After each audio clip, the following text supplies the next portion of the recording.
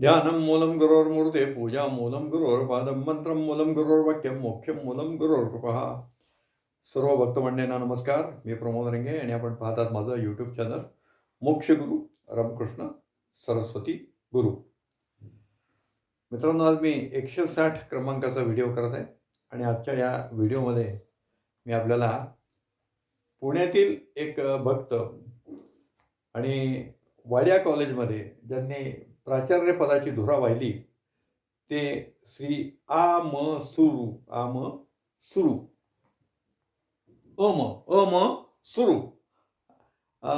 यांच्या अनुभव मी आपल्याला सांगणार आहे. आणि त्यांनी हा अनुभव गुरुगौरिका पुष्प 1मध्ये पान क्रमांक 90 ते 98 दिला आहे आणि त्याचं नाव आहे संस्था चालकांनाही आधार. आता या ठिकाणी प्राध्यापक सुरू हे मंडळी ही राहणारी जी आहेत, मूळ त्यांचं जन्मगाव वगैरे आहे ते सासवडजवळ जे निरा नरसिंगपूर आहे त्या ठिकाणची ही मंडळी राहणारी आहेत, निरा नरसिंगपूर.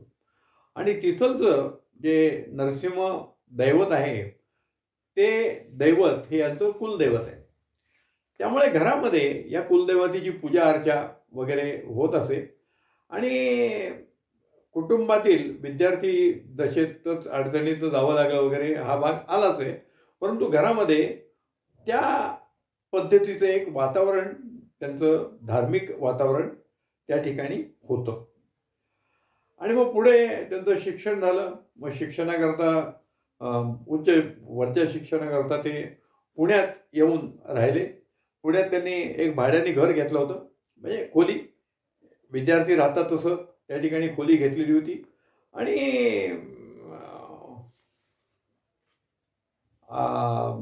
त्या ठिकाणी धडपळे यांचं ते घर होतं. धडपळे यांच्याकडनं ती खोली घेतली होती आणि धडपळे यांच्या पत्नी या हिराळीकर यांच्या कन्या होत्या. आणि हिरळीकर हे श्रीयुत हिरळीकर म्हणजे त्या धडपळ्यांचे श्वसूर हिरळीकर हे महान सत्पुरुष परमपुण्य श्रीधर स्वामींच्या प्रमुख शिष्यापैकी होते. आता हे त्या खोलीत राहत आहेत म्हटल्यावर त्यांना त्या श्रीधर स्वामींचा कळत नकळत सहवास लाभला. ते त्या ठिकाणी जायला लागले आणि श्रीधर स्वामींच्या सहवासात गेल्यामुळे धार्मिक वृत्तीवर त्यांचे चांगले संस्कार झाले. पुण्यात उच्च शिक्षण घेतल्यावर ते 1961 साली मुंबईमध्ये रुपारेल कॉलेजमध्ये प्राध्यापक म्हणून रुजू झाले. आणि मुंबईत जवळजवळ 15, 16, 18 वर्ष त्यांनी नोकरी केली. त्या काळात देखील श्रीधर स्वामींचं दरवर्षी मुंबईला येत असत. दादरला जे मामा काण्यांचं एक रेस्टॉरंट आहे जे प्रसिद्ध आहे, त्या मामा काणे हे देखील श्रीधर स्वामींचेच भक्त होते. त्यामुळे मामा काण्यांच्याकडेच श्रीधर स्वामी उतरत असत. त्याच्यामुळे अजून श्रीधर स्वामींचा त्यांना जवळून सहवास लाभला. आता या ठिकाणी श्रीधर स्वामींचं मला वाटतं जन्मच दत्तात्रय जयंतीला झालेला आहे आणि ते दत्त परंपरेतलेच सत्पुरुष आहेत. आणि आपल्या सद्गुरू परमपुण्य रामकृष्ण सरस्वती महाराज यांना देखील श्रीधर स्वामींनी बाल अवस्थेत असताना आशीर्वाद दिलेले आहेत. आणि मी याच्यावर व्हिडिओ पण केलेला आहे की ज्या दिवशी श्रीधर स्वामींनी आपला देह विसर्जित करायचं ठरवलं होतं त्या दिवशी आपले सद्गुरू नरसिंहवाडीला असताना त्या कर्नाटकातल्या शिमोगा वगैरे त्या कुठल्या तरी भागात सद्गुरू वायुवेगाने गेले होते. हा मी व्हिडिओ केलेला आहे. म्हणजे श्रीधर स्वामी ही जे महापुरुष आहेत, मी आहेतच म्हणतो कारण अजून त्यांची शक्ती तिथे कार्यरत आहे. तर त्या परंपरेत आपल्या सद्गुरूंनी देखील मोठं त्याला म्हणतात कॉन्ट्रिब्युशन त्या ठिकाणी दिलेलं आहे. पण अशा पद्धतीने त्यांना तो एक आध्यात्मिक मार्गातला एक ओढ होती ती पूर्ण होत होती. 1974च्या सुमारास आपल्या दत्तात्रय निवासाची वास्तुशांती झाली. आणि त्या वास्तुशांतीच्या कार्यक्रमाला सौभाग्यवती सुरू या कार्यक्रमाकरता आल्या होत्या. आणि त्यांना ते सगळं वातावरण पाहिल्यानंतर अतिशय ते भावलं. आणि मग त्यांनी प्राध्यापक सुरू यांना याबाबत कल्पना दिली. आणि मग प्राध्यापक सुरू देखील नगरला दर्शनाकरता आले त्यांच्याबरोबर. आणि आल्यानंतर त्यांनी सर्व त्यांची पूर्वपीठिका सांगितली. आणि पूर्वपीठिका सांगितल्यानंतर त्यांनी सांगितलं, मी श्रीधर स्वामींची काही वेळेस मी सेवेला जात होतो वगैरे सगळं त्यांनी सांगितलं. त्याच्यावर गुरुदेवांनी गुरुदेवांची वाक्य अशी आहेत की खरोखरीच तुम्ही भाग्यवान आहात, म्हणून तुम्हाला अशा सत्पुरुषांची सेवा करण्याची संधी मिळाली. बघा, सुरू हे भाग्यवान आहेत म्हणून श्रीधर स्वामींची सेवा करायला मिळाली असं आपल्या सद्गुरूंनी सांगितलं.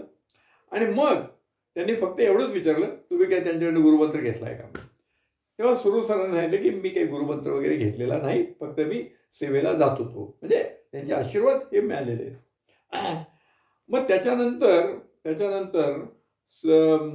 जी गुरुदेवांची भेट झाली, त्यामुळे त्यांचं जे सुरू सरांचं मन हे गुरुचरणाशी स्थिरावलेलं होतं. आणि सुरू सरांनी आपल्या सद्गुरूंना गुरुस्थानी मानलेलं होतं. आणि मग त्यामुळे वरचेवर नगरला जाणं येणं झालं. त्यांचा जो लेखाचं नाव आहे संस्था चालकांनाही आधार, तर त्या अनुषंगाने एक त्यांचा अनुभव आहे की 1979 साली त्यांना जी मुंबईची त्यांची ज्या संस्थेत ते काम करत होते त्या संस्थेने असं विचारलं की पुण्यामध्ये नवरोजी वाडिया महाविद्यालय जे आहे तिथं आपण उपप्राचार्यपद स्वीकारावं. आता मुंबईला आपलं बसतात बसलंय आणि मग मुंबईतनं परत पुण्याला यायचं हे जरा सुरू सरांच्या जीवावर आलेलं होतं. तेव्हा सुरू सरांनी मुलांची शिक्षण कशी होतील, काय होतील अशी त्यांना काळजी वाटायला लागली. मग निर्णय काय घ्यावा. आता आपल्या सर्व भक्तांचं असं होतं की आपल्याला निर्णय घ्यायची द्विधा परिस्थिती झाली की आपण आपले सद्गुरू जे नगरला आहेत तिकडे आपली पावलं वळतात. त्यांच्या हयाती ते पावलं वळत होते आणि आता ते देहस्वरूपात नसले तरी आपली पावलं तिथेच वळत आहेत. तर त्याप्रमाणे प्राध्यापक सुरू सरांनी सद्गुरूच्या दर्शनाला ते गेले. आणि मग त्यांनी हे सगळं सांगितलं, मला निर्णय काय घ्यावा ही द्विधा अवस्था झालेली आहे. तेव्हा सद्गुरूंचं वाक्य काय ते बघा, संस्थेच्या हितासाठी तुम्ही पुण्याला जाणे योग्य होईल. मुलांची काळजी करू नका. आणि मग सद्गुरूंचा एवढा आशीर्वाद मिळाल्यावर त्यांनी पुण्याला जायचं निर्णय घेतला. आणि पुण्यामध्ये 1979 साली उपप्राचार्य नवरोजी वाडिया मध्ये ते रुजू झाले. आता त्या काळात वाडिया कॉलेजची अवस्था फार नाजूक होती, आर्थिक परिस्थिती पण साधारण होती. आणि कॉलेजमध्ये गुंडगिरी बोकाळलेली होती. काय सांगायचं तुम्हाला, मी देखील त्या वाडिया कॉलेजचा विद्यार्थी आहे. मी महाविद्यालयीन शिक्षण फारसं घेऊ शकलो नाही, पण सुरुवातीच्या 1 वर्षात मी वाडिया कॉलेजमध्ये होतो. आणि वाडिया कॉलेजचं त्यावेळेचं देखील वातावरण मला माहिती आहे की कॅम्प आणि या एरियातली सगळी त्या ठिकाणी मुलं यायची. त्याच्यामुळे हे सगळे अल्ट्रा मॉडर्न या पद्धतीने वागणारी सगळी मुलं होती. आणि मग तसंच वातावरण तिथं होतं. आणि मग काही बाहेरचे गुंड विद्यार्थ्यांना हाताशी धरून गुंडगिरी पण करत असतात. काय विद्यार्थ्यांचं कसं असतं, मन कवळं असतं, त्यांना जसं वळवाल तसं ते वळत असतात. आणि हे सुरू सरांच्या लक्षात आलं. आणि सुरू सरांनी आता ही कॉलेजमध्ये शिस्त तर लावली पाहिजे काय. आणि मग हे जे वातावरण होतं हे वातावरण सुरू सरांनी गुरुदेवांच्या कानावर घातलं. आणि त्याच्यानंतर गुरुदेवांनी त्यांना आशीर्वाद दिले की असं जर वातावरण असेल तर ते तुम्ही निश्चित सुधारणा तुम्ही केली पाहिजे. ते तुमचं कर्तव्य आहे आणि तुम्हाला घाबरायचं काही कारण नाही. त्याच्यामध्ये गुरुदेवांनी काय केलं माहिती आहे का, हे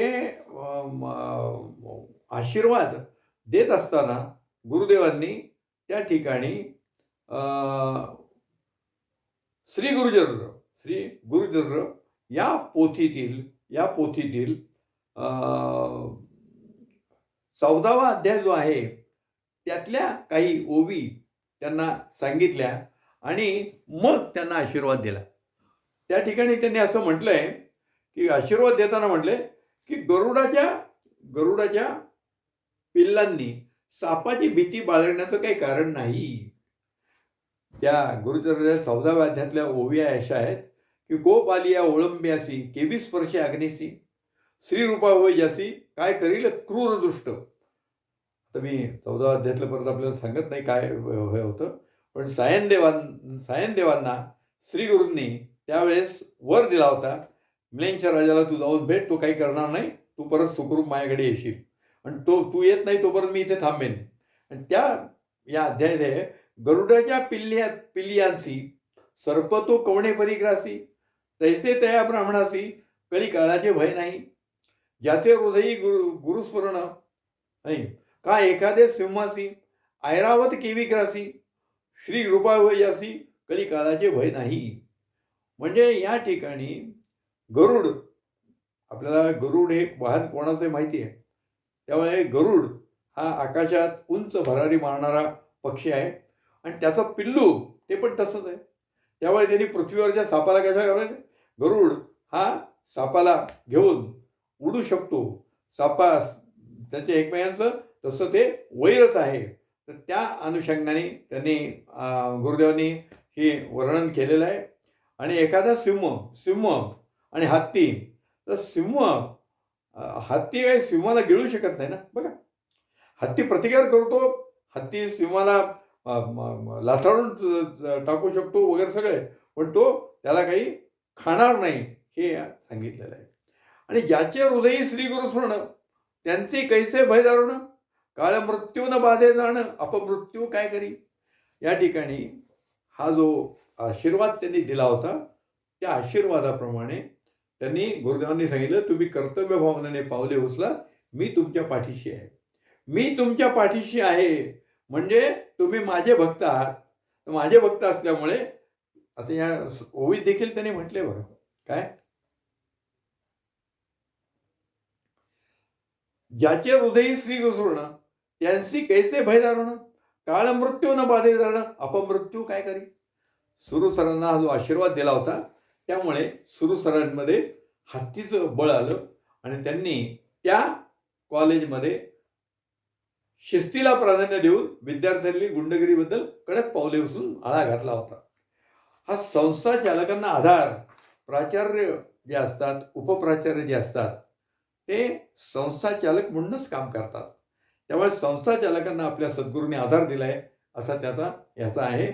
आणि पुढे अजून एका संकट प्रसंगातनं आपल्या सद्गुरूंनी सुरू सरांना संरक्षण दिलेलं आहे. तो जो भाग आहे तोही मी अनुभव आपल्याला सांगणार आहे की त्यांचा लेख मोठा आहे, त्यातले सगळे काही अनुभव मी सांगत नाही आत्ता.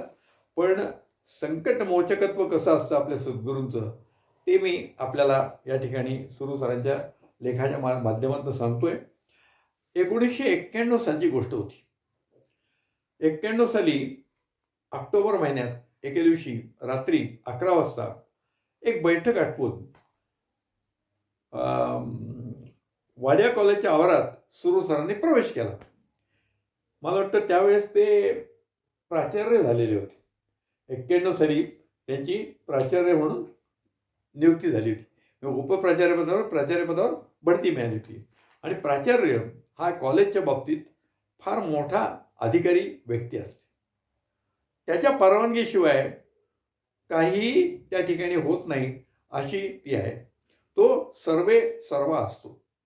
तर त्यामुळे रात्री 11 वाजता त्यांना त्या कॉलेजच्या सभागृहाच्या डाव्या बाजूला एक पांढरी गाडी उभी असलेली दिसली. आणि यावेळेस रात्रीच्या वेळेस ही गाडी कशी काय आतमध्ये आली आणि मैदानावर जरा अंधुक प्रकाश दिसला गाडीचे लाईटचा. त्यामुळे ते चौकशीसाठी त्या गाडीकडे निघाले होते. आले आले त्यांच्या लक्षात आल्यावर त्यांनी ताडकन तिकडे जायचा निर्णय घेतला. पण तो निर्णय घेतला, त्यांनी पावलं उचलली, पण इतक्यात त्यांना काय वाटलं कोणास ठाऊक, त्यांनी तो तिकडे जायचा विचार थोडा बदलला आणि प्रथम ते त्यांच्या निवासस्थानी गेले. त्यांनी हातपाय धुवून कपडे बदलले, गुरुमाऊलीला नमस्कार केला आणि त्या ठिकाणी मग परत त्या वॉचमनकडे आले आणि त्या वॉचमनला विचारलं, अरे रात्रीच्या वेळेस तुम्ही गाडी कशी काय सोडली आतमध्ये? वॉचमनने सांगितलं, नाही एक विद्यार्थी सिरियस आहे असं त्यांनी सांगितलं, त्या विद्यार्थ्याला न्यायला आम्ही आलोय असं सांगितलं, आम्ही आतमध्ये सोडली गाडी आणि तोपर्यंत सुरू सर इकडे येऊ सर ती गाडी निघून गेलेली होती.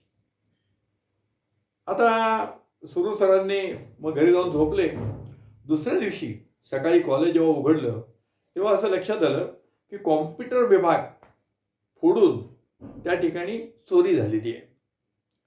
आता चोरी झाली म्हटल्यावर क्रिमिनल केस आहे, तर त्याची पोलीस कंप्लेंट आपल्याला द्यायला पाहिजे. पोलीस कंप्लेंट त्यांनी दिली, प्रकरण पोलिसांवर सोपवलं, पण सुरू सरांना चैन पडत नव्हतं. हा काय प्रकार आहे भावा? ही गाडी माल दिसली, चोरी झाली, हा काय प्रकार आहे? आणि म्हणून ते नगरला आले, सद्गुरूंचं दर्शन घेतलं आणि सद्गुरूंना हे सगळं इतिवृत्त सांगितलं. तेव्हा सद्गुरू त्यांना एवढंच म्हणले की त्यावेळी तुम्ही त्या गाडीकडे गेला नाहीत म्हणून बरं झालं, नाहीतर तुम्ही मोठ्या प्राणांतिक संकटातून वाचला. नाहीतर म्हणजे तुम्ही त्या गाडीकडे ताबडतोब गेला नाही, ती गाडी तिथं असताना, त्यामुळे झालं ते बरं झालं, तुमच्यावर मोठं प्राणांतिक संकट येणार होतं, ते संकट टळलेलं आहे, संकटातनं तुम्ही वाचलेला आहात. आता हे सद्गुरूंनी सांगितलंय. आपले सद्गुरू त्रिकाल ज्ञानी आहेत, कुठे काय घडतंय हे त्यांना सगळं समजत होतं. आता त्यांच्याकडे काय यंत्रणा होती मला माहित नाही, पण त्यांना ते सगळं समजत होतं आणि कोण व्यक्ती आपल्याकडे कशा करता आली आहे, काय झालंय हे त्यांना माहीत असेल. तर त्याच्यामुळे त्यांनी हे सांगितलं आणि सुरू सरांनी सद्गुरूंनी आशीर्वाद घेतले. आपण आमचं संरक्षण केलंय म्हणून त्यांनी मनोमन सद्गुरूंना धन्यवादही दिले असतील आणि परत आले. त्याच्यानंतर काही दिवसांनी त्या चोरीच्या तपासही लागला, आरोपी सापडले. हे आरोपी म्हणजे त्यांच्या कॉलेजचे विद्यार्थी कोणी नव्हते, म्हणजे वाडिया कॉलेज विद्यार्थी, पण पुणे शहरातले अन्य विद्यार्थी ज्यांचा लष्करातल्या अधिकाऱ्यांशी नात्यागोत्याने संबंध होता, असे हे विद्यार्थी होते. आणि या विद्यार्थ्यांचं काय असतं माहिती का, शिक्षण घेता घेता काही विद्यार्थी बहकतात, तसे बहकलेले प्राणी होते आणि लष्करी अधिकाऱ्यांशी सलगी असल्यामुळे काही जणांना परदेशी बनावटीच्या त्यांच्याकडे पिस्तुलं होती आणि त्या दिवशी ती पिस्तुलं घेऊन ही मंडळी ही चोरी करायला आली होती. आता पिस्तुलचा वापर केव्हा करणार आहे, त्याला प्रतिकार केला तर पिस्तुल वापर करणार आहे. आणि सुरू सर गेले असते तर निश्चितपणे बोलाचाली झाली असती, बाचाबाची झाली असती आणि मग त्या पिस्तुलचा वापरही झाला असता. पण पोलिसांच्या तपासात हे सगळं लक्षात आलं. तेव्हा गुरुदेवांनी हे पोलीस तपास पूर्ण व्हायच्या आधी कित्येक दिवस, म्हणजे तिसऱ्या दिवशी गुरुदेव सुरू सर दर्शनाला गेले होते आणि तिथं सुरू सरांना गुरुदेवांनी हे सांगितलंय. म्हणजे आपल्या गुरुदेवांची शक्ती किती काम करते ते बघा. आणि मला निश्चित खात्री आहे की जेव्हा सुरू सर त्या गाडीकडे निघाले होते तेव्हा त्यांचं मन कोणी वळवलं, तर मन दुसरं तिसरं वळवणारे कोणी नाहीत, आमचे अनंत कोटी ब्रह्मांड नायक आमचे सद्गुरूच आहेत. मी मागेही आपल्याला सांगितलं की आपल्या सगळ्यांच्या हृदयात आपले सद्गुरू राहत असतात. मी अनंत ब्रह्मांड पाहिलेले नाहीत, पण अनंत माणसं पाहिली आणि त्या माणसांच्या हृदयात हे सद्गुरू असतात.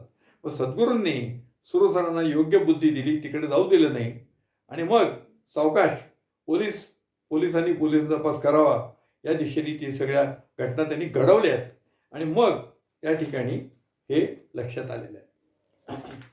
म्हणजे गुरुदेवांनी त्यांना प्राणांतिक संकटातून वाचवलं, पण गुन्हेगार वृत्तीच्या लोकांना पोलिसांनी पकडलं आणि त्यांना देखील कायद्याच्या भाषेत योग्य ती शिक्षा देण्याचं त्यांनी म्हणजे मॅनेज करणं म्हणतात तसा हा मॅनेज करण्याचा प्रकार आहे. मी आपल्याला सांगितलं की सुरू सरांचा लेख मोठा आहे. त्यांच्या संस्थेला गुरुदेवांनी 2-3 वेळा देणग्या दिलेल्या आहेत त्यांचं कार्य बघून आणि त्याचा उल्लेख मी नंतरच्या कुठल्यातरी अनुभवात करीन. पण या वाडिया कॉलेजचं आणि आपल्या सगळ्या गुरुभक्तांचं एक नातं वेगळं आहे की प्राध्यापक सुरू सर त्या ठिकाणी राहायला गेल्यावर त्यांचं जे निवासस्थान आहे ते मोठं निवासस्थान त्यांना मिळालेलं होतं आणि मला वाटतं 85 पासून 93पर्यंत म्हणजे सुरू सर निवृत्त होईपर्यंत सद्गुरू अनेक वेळा नगरून आले की मुक्काम हा सुरू सरांच्या घरातच करत होते. सुरू सरांच्या घरातच ते राहायचे. मी देखील अनेक वेळा सुरू सरांच्या घरात आपल्या सद्गुरूंचं दर्शन घेतलेलं आहे. ते जे निवासस्थान आहे ते जरी वाडिया कॉलेजमधलं असलं तरी त्या काळात सुरू सर तिथे राहत असल्यामुळे आपल्या सद्गुरूंचा वावर होता आणि एका दृष्टीने ती वास्तू गुरुदेवांच्या वास्तव्याने पुनीत झालेली अशी ती वास्तू आहे. त्या वास्तूचं आणि मलाही काही आशीर्वाद त्या वास्तूमध्ये सद्गुरूंनी दिलेले आहेत ते मी वेळोवेळी आपल्याला सांगितलेले आहेत. हा सुरू सरांचा जो अनुभव आहे 2 अनुभव की वाडिया कॉलेजच्या मुलांना शिस्त लागावी म्हणून सुरू सरांनी कर्तव्यवान ते करावं ते एक सद्गुरूंनी दिलं आणि अशा संकट प्रसंगी त्यांना त्यांच्या प्राणांतिक संकटातून सद्गुरूंनी त्यांना वाचवलेलं आहे. तर आपले सद्गुरू जे संकटमोचक आहेत असं मी कायम म्हणतो हे खरं आहे. आणि संस्था चालकांना सद्गुरूंनी आधार दिला हे मला वाटतं सुरू सरांचं जे हेडिंग आहे ते देखील एकदम ॲप्रोप्रिएट आहे असं मला वाटतं. तर आपण हा सुरू सरांचा अनुभव मी आपल्याला सांगितला आहे. या ठिकाणी थांबूया. श्री गुरुदेव.